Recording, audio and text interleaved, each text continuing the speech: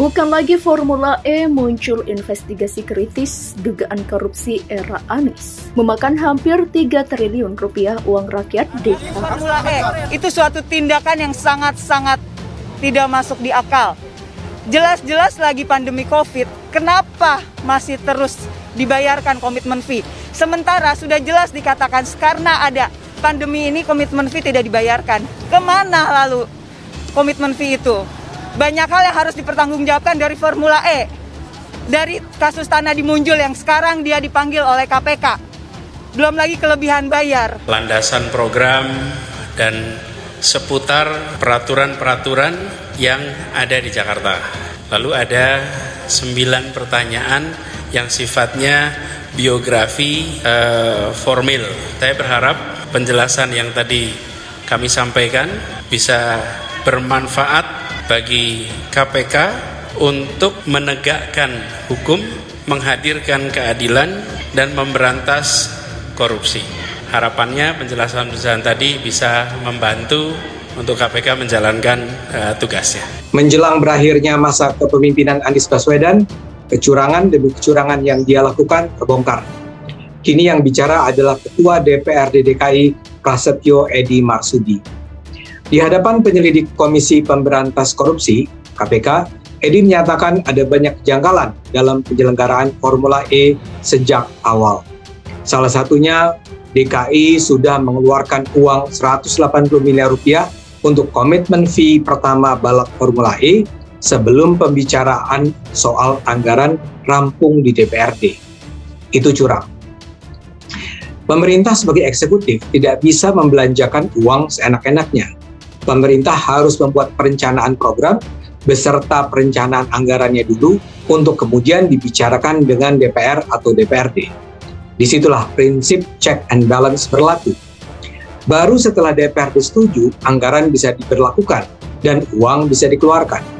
Anies ternyata mengabaikan begitu saja prinsip-prinsip itu. Akhirnya kita bisa menyimpulkan bahwa KPK di bawah pimpinan Firly Bahuri tidak segarang yang bisa kita bayangkan. Dari sebelum Firly didapuk menjadi pimpinan KPK sampai dia duduk sebagai ketua KPK hingga detik ini, tak pernah Firly dan lembaga yang dia pimpin menjadikan Anies sebagai tersangka. Dari kasus kelebihan bayar, anggaran fantastis, lem Aibon, hingga bermiliar-miliar, semuanya ambiar. Dan telinga kita hanya menjadi media yang mengkonsumsi berita tentang janji-janji Firly yang seolah ingin tampil sebagai pembuat kebijakan tapi tak punya nyali membongkar indikasi korupsi yang terjadi di internal pemerintah Provinsi DKI. Sebut saja pengurangan penanggulangan banjir pada setiap tahunnya terhitung sejak 2018 hingga berakhirnya masa jabatan Anies sebagai gubernur. Kasus kelebihan bayar subsidi terhadap PT Transportasi Jakarta tahun anggaran 2018 dan 2019 yang nilai kelebihan bayar sebesar Rp452.080 Gagalnya Pemprov DKI mengeksekusi pembahasan 118 bidang lahan yang bertujuan untuk menormalisasi sungai berkisar 160 miliar pada APBD perubahan 2019.